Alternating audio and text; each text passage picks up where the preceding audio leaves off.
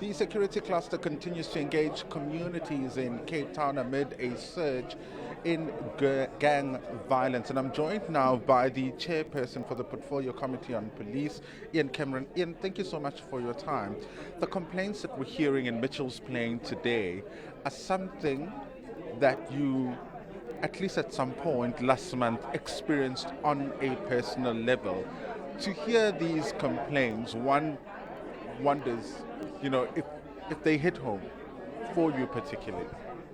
Well, I mean, I've been working here for the past 5 years, so I've walked every single one of the streets here that have been affected by gang violence. I've visited many of the families, so of course it hits home. I mean, in fact, I would go as far as saying it touches me personally.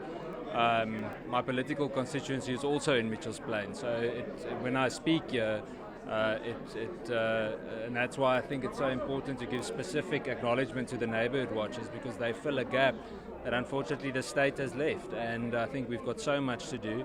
What we heard today from the minister, I think, was actually positive. The thoughts about changing legislation, I think, is critical, and there's so much that we can do that can make more of an impact with regards to the gang violence issue.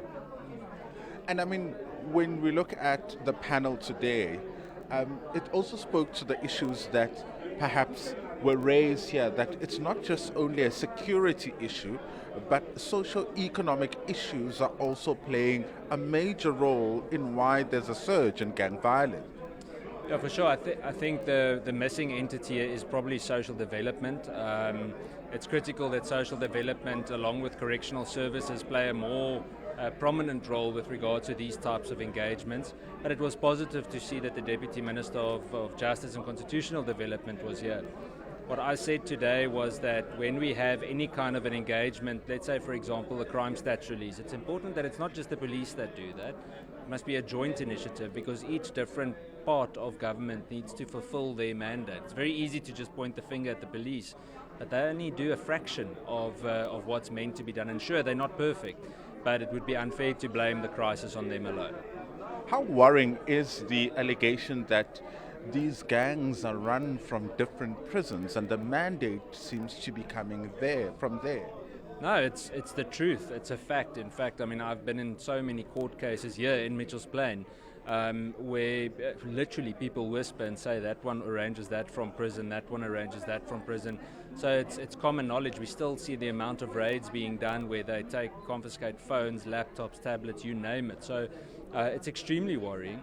I honestly think that we need to take the gloves off when it comes to these prisoners, with gangsters especially. I think for too long we've abused, or they've abused, the Constitution for their own protection, but at the cost of innocent citizens.